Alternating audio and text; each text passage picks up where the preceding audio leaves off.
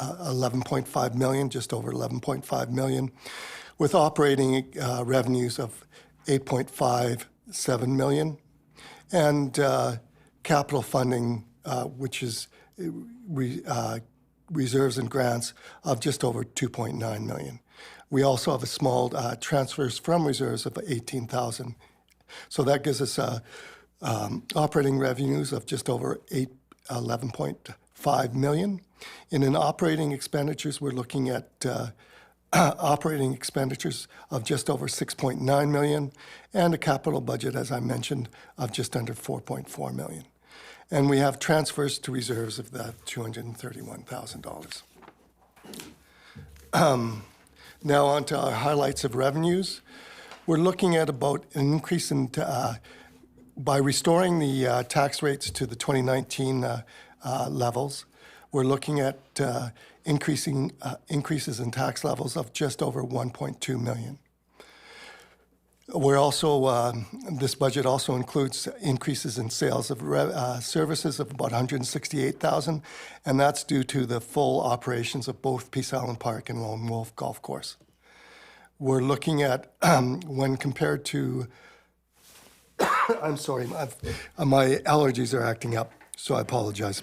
We're looking at a decrease in government grants of 801,000 over the 2020 levels, and that's mainly due to reduced grant applications, and there is no COVID-19 restart monies. Last year, we received a $644,000 grant from the provincial government to help with the funding for the COVID-19 epidemic. There's also in the budget with the in revenues, we're having another $37,000 in other increases, which reflects actuals. Highlights for the operating expenditures include an increase of about 1.4 million. That's thanks to wage increases of 0.55 million, and that restores staff levels to pre-COVID levels, with the exception of preschool and kids camp. The current plan as presented increases the FTE count to 8.67 from 2020. Last year, we, due to COVID, reduced staffing levels drastically, and as I said earlier, this budget restores them back to the normal levels. Other operating expenditures have increased by just over 0.87, 873,000, and that's due to increases in consulting expenses, council enumeration, legal fees, and also restoring maintenance budgets to, again, pre-COVID levels. So that's the highlights for the operating expenditures. Now on to the capital budget. We're looking at a budget of just under 4.4 million. The major portion of that comes from the public workshop of 2.5 million. Also included in the budget is heavy-duty equipment for public works, which amounts to $450,000. And also there's culvert replacement of $200,000 in that budget. The also included in the capital budget is a fire engine extension of $210,000, and we're looking at another $148,000 to the Lone Wolf Golf Course for various equipment and repairs of the irrigation equipment. In the carry forward, we're looking at $125,000, which is a carry forward from previous years, and that's all for the capital budget. If you have any questions, or no, I'll wait till I'm done. Now, in tax rate analysis, we've restored the tax rates to the 2019 levels. So, for example, in 2019, the residential rate was $3.44, and in 2021, they're $3.62. And that's still the lowest in the North Peace And when you include the utility rates, is lowest in the Peace region. So residential, it's still a very low rate.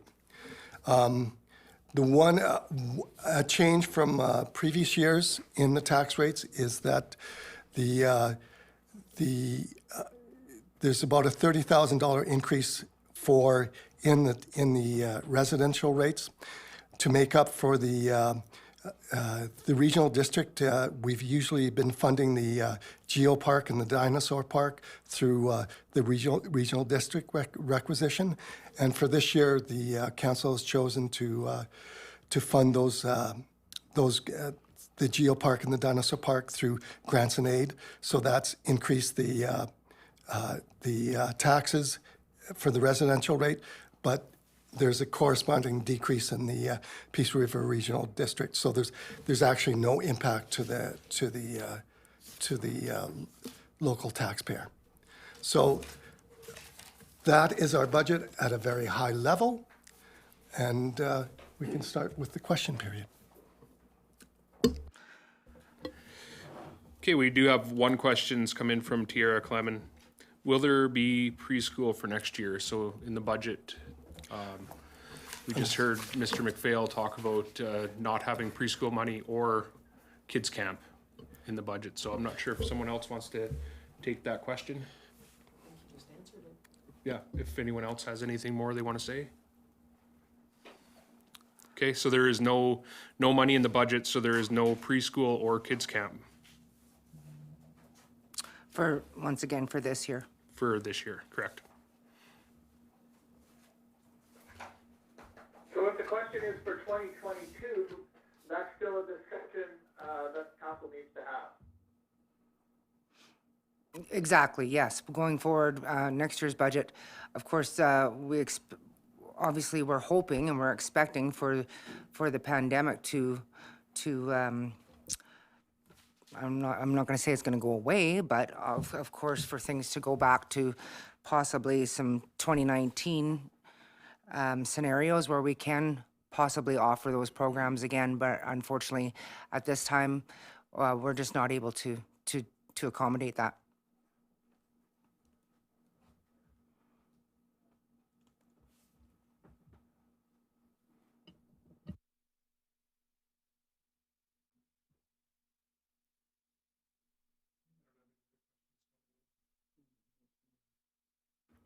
Yeah, If anybody in yet, so. if anybody in the public has any questions or anything, comments that they'd like to make, by all means, please either put your comments, questions into the Facebook chat or the YouTube. Feel free to call the district office as well. The number is 250-788-3392 or 789, sorry. 3392. And we'll be happy to help you out. Or a private message on Facebook as well.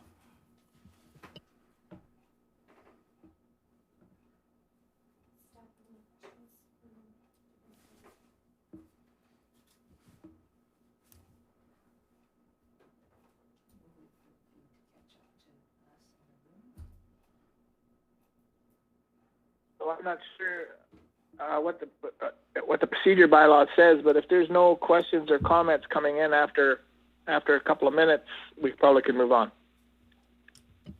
Okay. Oh, the Visitor Center. all right, with the visitor center. Mr. McPhail? You're off right now. Your mic. There is funding for the visitor center this year, and council's still determining when and if it's going to open for the coming season, but it is fully funded for this year.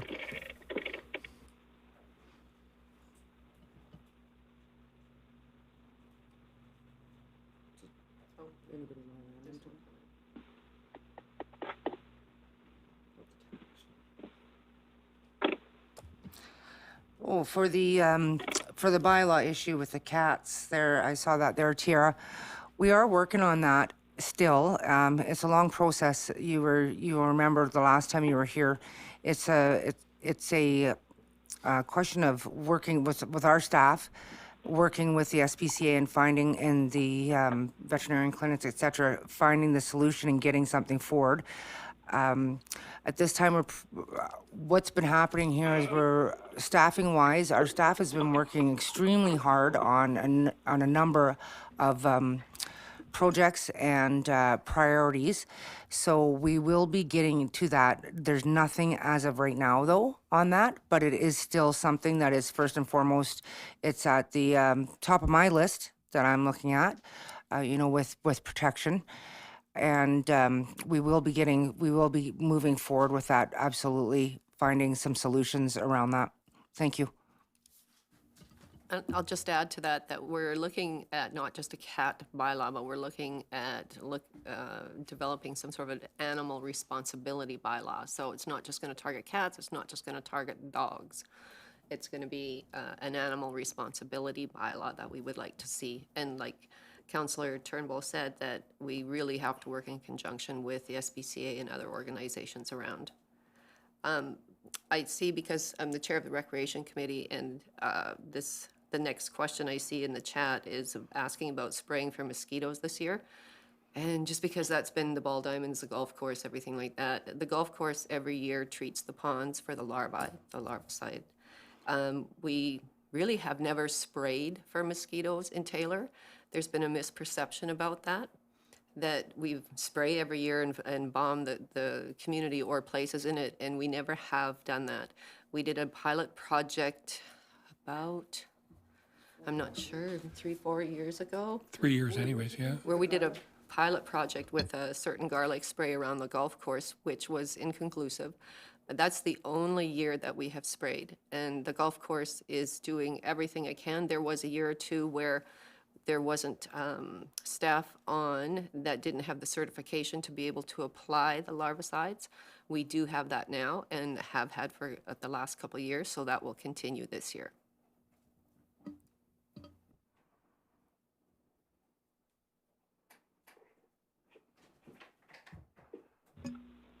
The other thing I might want to say, I'm not sure if I'm coming through about that, is the need for homeowners to continue keeping open water, tires, long grass, all of those types of things in their yard, and hopefully in their back alley as well, keeping that short and the water pumped out to keep the mosquitoes breeding grounds away.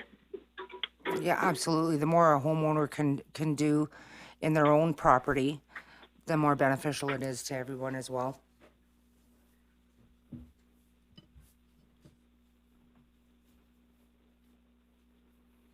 Okay, should we move on? Okay. One last call. Is there last call for questions or comments so far before we move on?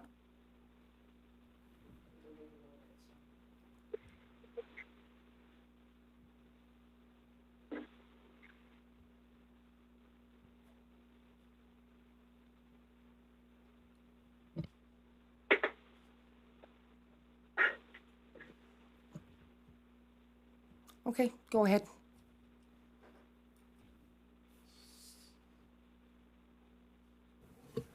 So, yeah, next, any, Yes, there is. Do you want to get that one, Brent?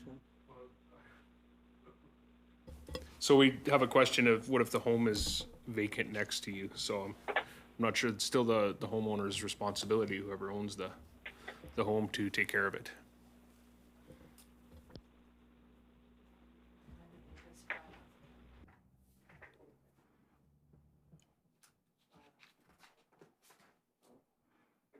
Absolutely, yeah. If you have a vacant lot next to you that's being not cared for, or the grass is not being knocked down, or there's excessive amounts of waste or water in there, we obviously have a bylaw in place for that, unsightly premises or any, I mean, I don't know the number off the top of my head, but I do know, like, for example, grass is only allowed to get to a certain length. So if you're concerned that the vacant lot beside you is a breeding ground for mosquitoes and causing some issues, by all means, please call bylaw, and bylaw will be happy to get over there, have a look, and see how we can remedy this, because we all know it's a lot nicer of a place to live when you're not being eaten by mosquitoes. So everything we can do as homeowners and good neighbors is to make sure that we're doing our part.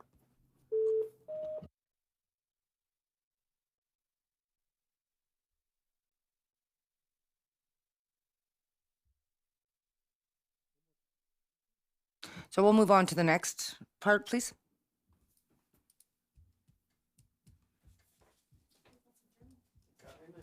What's that?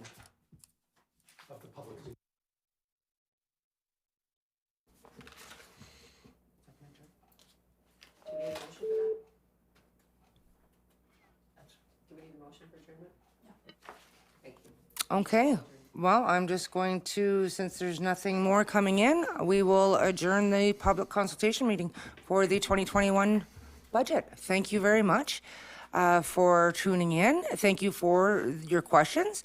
And if you have any more questions or concerns or anything that you weren't comfortable with talking about this evening, any one of us is available.